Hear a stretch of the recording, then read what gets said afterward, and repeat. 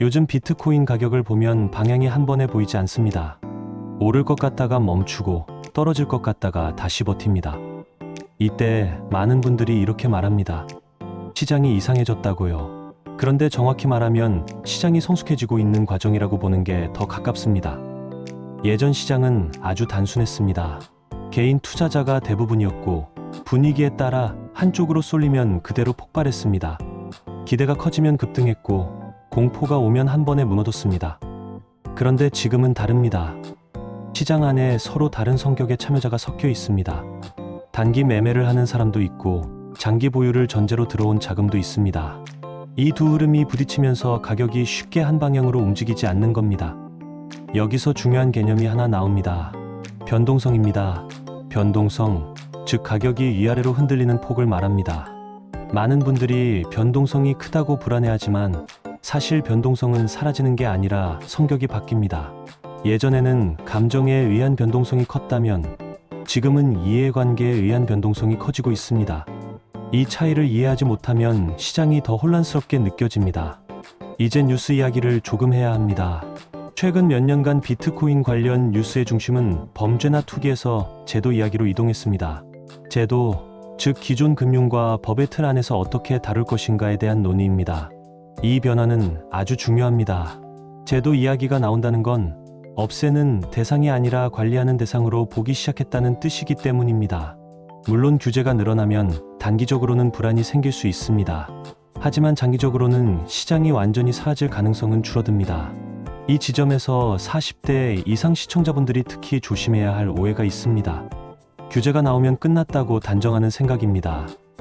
실제로는 규제가 나올수록 참여 주체가 바뀌는 경우가 많습니다. 단기 투기 자금은 줄고 장기 자금은 늘어나는 시기입니다. 제가 상담하면서 자주 듣는 말이 있습니다. 규제 뉴스가 나오면 무조건 팔아야 하는 거 아니냐는 질문입니다. 그런데 그분들께 항상 이렇게 말씀드립니다. 규제의 방향을 봐야지 규제라는 단어 하나에 반응하면 안 된다고요. 이제 아주 현실적인 이야기를 하나 해보겠습니다. 많은 분들이 비트코인을 볼 때 차트부터 엽니다. 그런데 차트만 보면 항상 늦습니다. 이미 움직인 뒤에 보게 되기 때문입니다. 그래서 필요한 게 맥락입니다. 맥락, 즉 왜 지금 이런 이야기가 나오고 왜 이 시점에 가격이 멈추는지에 대한 흐름입니다. 지금 시장은 과열 구간도 아니고 완전한 침체 구간도 아닙니다. 오히려 서로 다른 기대가 충돌하는 구간에 가깝습니다. 이런 구간에서는 조용히 기준을 세운 사람이 가장 편합니다. 지금 시장이 답답하게 느껴진다면 그건 이상한 게 아니라 정상입니다. 다양한 참여자가 섞이기 시작하면 시장은 원래 이렇게 움직입니다. 지금 이 시장 구간에서 가장 많이 나오는 말이 뭔지 아세요? 아무것도 안 움직이는 것 같다는 말입니다. 오르는 것도 아니고 그렇다고 크게 무너지는 것도 아니라서 괜히 답답해지는 시기입니다. 이럴 때 사람들은 가만히 있지를 못합니다. 뭔가를 해야 할 것 같은 압박을 느낍니다. 이 압박 때문에 실수가 시작됩니다. 가장 흔한 실수가 잦은 매매입니다. 잦은 매매, 즉 조금 오르면 사고 조금 떨어지면 파는 행동입니다. 이 행동은 마음을 편하게 해줄 것 같지만 실제로는 반대입니다. 기준이 없기 때문에 매번 결과에 휘둘리게 됩니다. 이 구간에서 또 하나 많이 나오는 행동이 있습니다. 정보 과잉입니다. 유튜브를 켜면 하루에도 수십 개의 전망 영상이 올라옵니다. 누군가는 곧 폭등한다고 말하고 누군가는 대폭락을 경고합니다. 이걸 계속 보다 보면 머릿속이 복잡해집니다. 정보는 많아지는데 판단은 더 어려워집니다. 이게 바로 방향을 잃는 순간입니다. 이쯤에서 중요한 질문을 하나 던져야 합니다. 지금 내가 불안한 이유가 가격 때문이냐, 아니면 기준이 없어서냐는 질문입니다. 가격은 원래 움직입니다. 오르기도 하고 내리기도 합니다.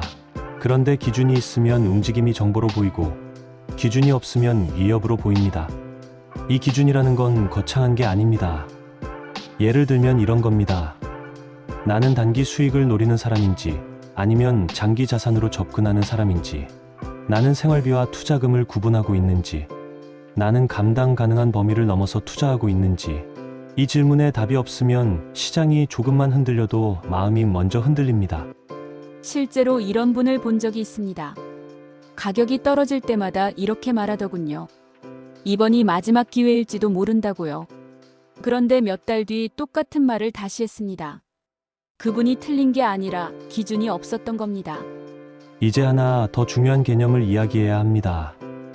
바로 시간입니다. 비트코인을 포함한 모든 자산에서 시간은 아주 강력한 요소입니다. 짧은 시간에 모든 판단을 끝내려 하면 항상 불리해집니다. 이 구간은 빠른 결론을 요구하는 구간이 아닙니다. 오히려 관찰이 필요한 구간입니다. 관찰, 즉 바로 행동하지 않고 흐름을 지켜보는 태도입니다. 많은 분들이 묻습니다. 그럼 아무것도 하지 말라는 말이냐고요? 아닙니다. 행동은 하되 방향 없는 행동을 하지 말라는 뜻입니다. 기록을 남기고 기준을 점검하고 내가 어떤 상태에서 불안해지는지를 스스로 알아가는 시기입니다. 여기서 한 가지 더 짚어야 할 게 있습니다. 이 구간에서 유독 손실을 키우는 사람들이 있습니다. 바로 빚을 이용하는 경우입니다. 빚을 이용한 투자, 즉 레버리지를 쓰는 행동입니다. 레버리지, 즉 작은 돈으로 큰 금액을 움직이기 위해 빌리는 구조입니다. 이 방식은 방향이 맞으면 빨리 벌 수 있지만 방향이 틀리면 회복이 어렵습니다. 지금 같은 애매한 구간에서 이 방법은 위험을 키우는 쪽으로 작용할 가능성이 큽니다. 지금까지 이야기를 한 문장으로 정리하면 이렇습니다. 지금 시장은 결론을 내릴 시기가 아니라 스스로의 기준을 점검할 시기입니다. 자, 이제 기준 이야기를 구체적으로 해볼 차례입니다. 기준을 세운다고 하면 거창하게 들리지만 실제로는 아주 현실적인 문제입니다. 먼저 꼭 구분해야 할 게 있습니다. 생활자금과 투자자금입니다.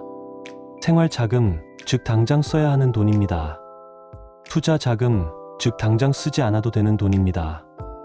이 두 가지가 섞이는 순간부터 판단은 흔들리기 시작합니다. 가격이 조금만 내려가도 생활이 위협받는 느낌이 들기 때문입니다. 그럼 시장을 보는 눈이 아니라 공포로 숫자를 보게 됩니다. 40대 이후에는 이 구분이 더 중요해집니다. 회복 시간이라는 요소가 다르기 때문입니다. 20대나 30대처럼 다시 벌어서 메울 수 있다는 생각으로 접근하면 위험해질 수 있습니다. 여기서 두 번째 기준이 필요합니다. 비중입니다. 비중, 즉 전체 자산에서 비트코인이 차지하는 비율입니다. 이 비율이 너무 높으면 가격이 아니라 감정이 먼저 반응합니다. 반대로 감당 가능한 수준이면 가격이 흔들려도 비교적 차분해질 수 있습니다. 이 기준은 남을 따라 정하는 게 아닙니다. 누군가는 편하게 버틸 수 있는 비중이 있고 누군가는 그보다 훨씬 낮아야 편안합니다. 이건 성격과 상황의 문제입니다. 이제 세 번째 기준입니다. 시간입니다. 많은 분들이 시간 이야기를 들으면 지루해합니다. 하지만 시간은 비트코인 시장에서 가장 강력한 변수 중 하나입니다. 하루 이틀의 움직임은 예측이 거의 불가능하지만 시간이 길어질수록 구조의 영향이 드러납니다. 그래서 스스로에게 이 질문을 던져야 합니다. 나는 이 자산을 며칠 보유할 생각인가? 몇 달인가? 아니면 몇 년인가? 이 질문에 답이 없으면 차트 하나에 하루가 흔들립니다. 제가 만난 분 중에는 가격을 하루에 수십 번 보다가 지쳐버린 분이 있었습니다. 그런데 보유 기간을 스스로 정하고 나니 하루에 한 번도 안 보게 됐다고 하더군요. 시장이 바뀐 게 아니라 본인의 기준이 바뀐 겁니다. 마지막으로 꼭 짚고 넘어가야 할 이야기가 있습니다. 바로 안전입니다. 많은 분들이 수익 이야기는 열심히 합니다. 그런데 정작 지키는 이야기는 잘 하지 않습니다. 자산은 벌기도 중요하지만 지키는 게 더 어렵습니다. 비트코인은 내가 직접 통제할 수 있는 자산이라는 점이 장점입니다. 그런데 이 장점을 살리지 못하면 오히려 위험해질 수 있습니다. 거래소에만 의존하거나 보안에 신경 쓰지 않으면 문제가 생길 수 있습니다. 그래서 보안이라는 개념을 꼭 이해해야 합니다. 보안, 즉 내 자산을 내가 직접 보호하는 태도입니다. 이건 기술 문제가 아니라 습관의 문제입니다. 이제 전체를 정리해 보겠습니다. 지금 시장은 결론을 강요하는 시기가 아닙니다. 조급하게 판단할수록 실수할 확률이 높아지는 구간입니다. 이럴 때 필요한 건 전망이 아니라 기준입니다. 가격이 아니라 구조를 보고, 뉴스가 아니라 맥락을 보고, 남의 말이 아니라 자신의 상황을 기준으로 삼는 것. 이 세 가지만 지켜도 시장에서 불필요한 스트레스는 크게 줄어듭니다. 비트코인을 바라보는 시선이 앞으로 어떻게 바뀔 가능성이 있는지, 그리고 많은 사람들이 아직 눈치채지 못한 변화가 무엇인지 차분하게 풀어보겠습니다.